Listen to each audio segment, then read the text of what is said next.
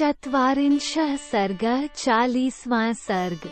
सीता, राम और लक्ष्मण का दशरथ की परिक्रमा करके कौसल्या आदि को प्रणाम करना। सुमित्रा का लक्ष्मण को उपदेश।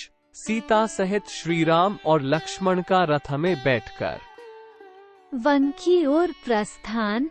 पूर्ववासियों तथा रानियों सहित महाराज दशरथ की शोकाकुल अवस्था। तदनंतर राम, लक्ष्मण और सीता ने हाथ जोड़कर दीन भाव से राजा दशरथ के चरणों का स्पर्श करके उनकी दक्षिणावर्त परिक्रमा की। उनसे विदा लेकर सीता सहित धर्मज्ञ रघुनाथ जी ने माता का कष्ट देखकर शोक से व्याकुल हो उनके चरणों में प्रणाम किया। श्री राम के बाद लक्ष्मण ने भी पहले माता कौसल्या को प्रणाम किया, फिर अपनी माता सुमित्रा के भी दोनों पैर पकड़े। अपने पुत्र महाबाहु लक्ष्मण को प्रणाम करते देख उनका हित चाहने वाली माता सुमित्रा ने बेटे का मस्तक सूंघकर कहा, वत्स, तुम अपने सुहृद श्री राम के परम अनुरागी हो, इसलिए मैं तुम्हें वनवास के लिए विदा करती हूँ। अपने बड़े भाई के वन में इधर उधर जाते समय तुम उनकी सेवा में कभी प्रमाद न करना, ये संकट में हो या समृद्धि में, यही तुम्हारी परम गति है। निष्पाप लक्ष्मण, संसार में सत्पुरुषों का यही धर्म है कि सर्वदा अपने बड़े भाई की आज्ञा के अधीन रहें। दान देना, यज्ञ में दीक्षा ग्रहण करना और युद्ध में शरीर त्यागना, यही इस कुल का उचित एवं सनातन आचार है।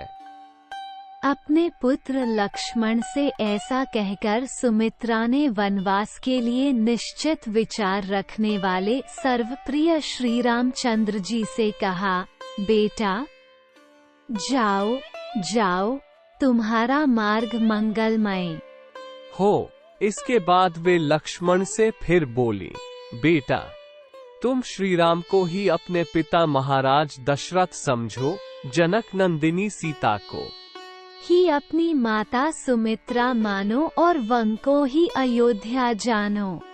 अब सुखपूर्वक यहाँ से प्रस्थान करो।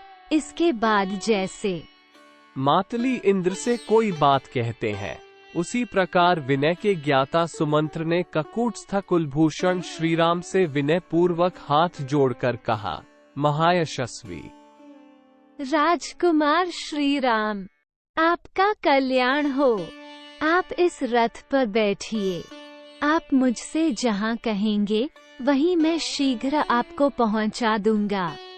आपको जिन 14 वर्षों तक वन में रहना है, उनकी गणना आज से ही आरंभ हो जानी चाहिए, क्योंकि देवी कैकेयी ने आज ही आपको वन में जाने के लिए प्रेरित किया है।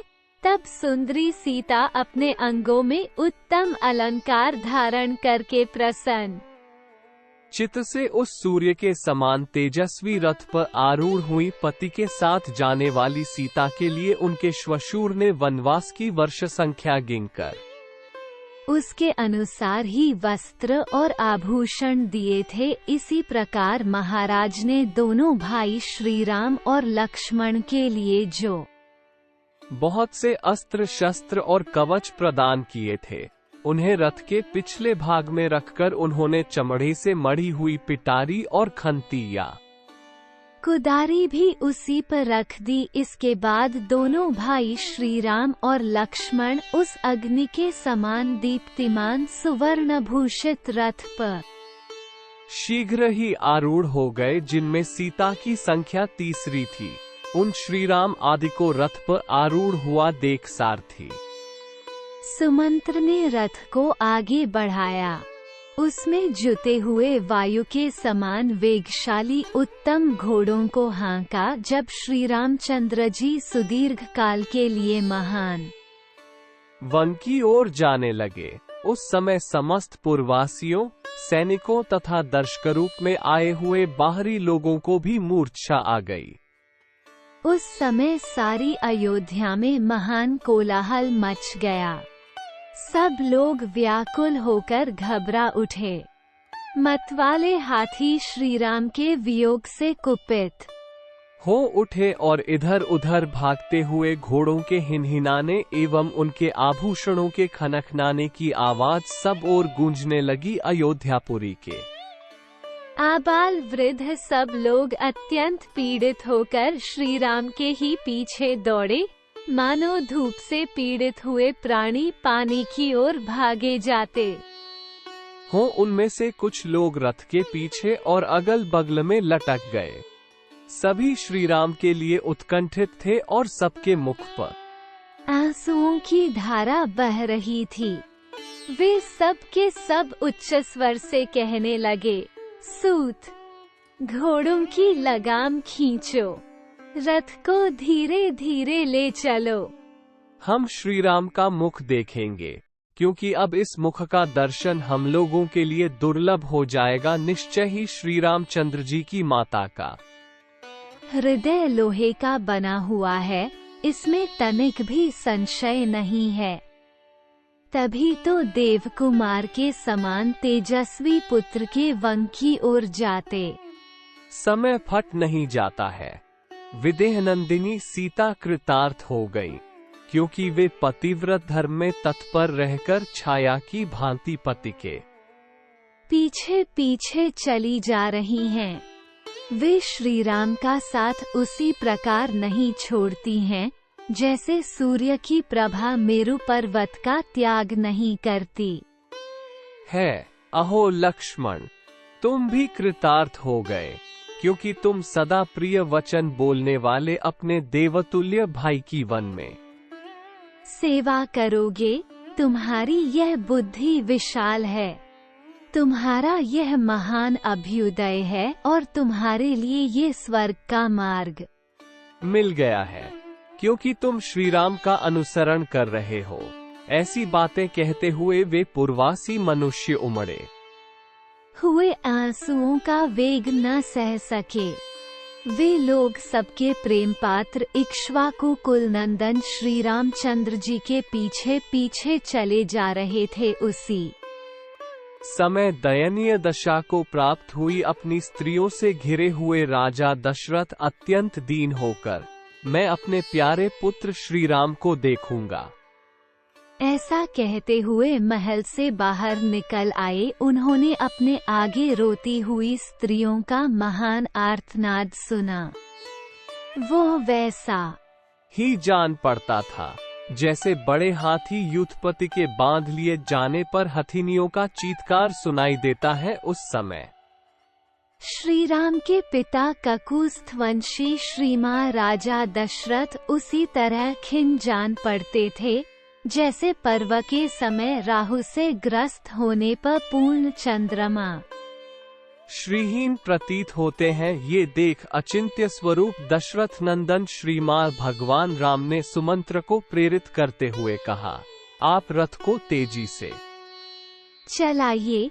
एक और श्री रामचंद्र जी सारथ से रथ हाँकने के लिए कहते थे और दूसरी ओर सारा जनसमुदाय उन्हें ठहर जाने के लिए कहता था।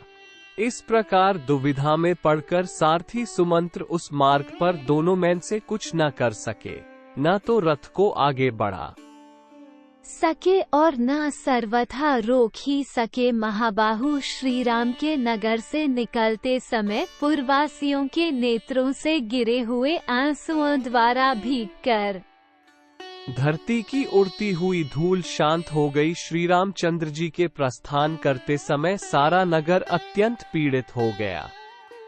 सब रोने और आंसू बहाने लगे तथा सभी हाहाकार करते करते अचेत से हो गए। नारियों के नेत्रों से उसी तरह खेदजनित अश्रु झर रहे थे, जैसे मछलियों के उछलने से हिले हुए कमलों द्वारा जलकणों की वर्षा होने लगती है। श्रीमान राजा दशरथ सारी अयोध्यापुरी के लोगों को एक सा व्याकुल चित देखकर अत्यंत दुख के कारण जड़ से कटे हुए वृक्ष की भांति भूमि पर गिर पड़े। उस समय अंत पुर की रानियों के सहित राजा दशरथ को उच्च स्वर से विलाप करते देख कोई हा राम कहकर और कोई हा राम माता की पुकार मचाकर राजा को अत्यंत दुख में मग्न हो कष्ट पाते देख श्री राम के पीछे जाते हुए मनुष्यों का पुनः महान कोलाहल प्रकट हुआ। उस समय श्री रामचंद्र जी ने पीछे घूमकर देखा तो उन्हें विषादग्रस्त तथा भ्रांतचित्त पिता राजा दशरथ और दुख में डूबी हुई माता कौसल्या दोनों ही मार्ग पर अपने पीछे आते हुए दिखाई दिए, जैसे रस्सी में बंधा हुआ घोड़े का बच्चा अपनी माँ को नहीं देख पाता। उसी प्रकार धर्म के बंधन में बंधे हुए श्री रामचंद्र जी अपनी माता की ओर स्पष्ट रूप से न देख सके, जो सवारी पर चलने योग्य, दुख भोगने के अयोग्य और सुख भोगने के ही योग्य थे, उन माता पिता को पैदल ही अपने पीछे पीछे आते देख श्री रामचंद्र जी ने सारथी को शीघ्र रथ हाँकने के लिए प्रेरित किया, जैसे अंकुश से पीड़ित किया हुआ गजराज उस कष्ट को नहीं सहन कर पाता है। उसी प्रकार पुरुष सिंह श्री राम के लिए माता पिता को इस दुखद अवस्था में देखना असह्य हो गया, जैसे बंधे हुए बछड़े वाली सवत्सा गौ शाम को घर की ओर लौटते समय बछड़े के स्नेह से दौड़ी चली आती है, उसी प्रकार श्री राम की माता कौसल्या उनकी और दौड़ी आ रही थी। हा राम, हा राम, हा सीते, हा लक्ष्मण की रट लगाती और रोती हुई कौसल्या उस रथ के पीछे दौड़ रही थी। वे श्री राम, लक्ष्मण और सीता के लिए नेत्रों से आंसू बहा रही थी एवं इधर उधर नाचती चक्कर लगाती सी डोल रही थीं। इस अवस्था में माता कौसल्या को श्री रामचंद्र जी ने बारंबार देखा। राजा दशरथ चिल्लाकर कहते थे, सुमंत्र ठहरो, किंतु श्री रामचंद्र जी कहते थे, आगे बढ़िए, शीघ्र आगे बढ़िए। उन दो प्रकार के आदेशों में पड़े हुए बेचारे सुमंत्र का मन उस समय दो पहियों के बीच में फंसे हुए मनुष्य का सा हो रहा था। उस समय श्री राम ने सुमंत्र से कहा, यहाँ अधिक विलंब करना मेरे और पिताजी के लिए दुख ही नहीं, महान दुख का कारण होगा, इसलिए रथ आगे बढ़ाइए।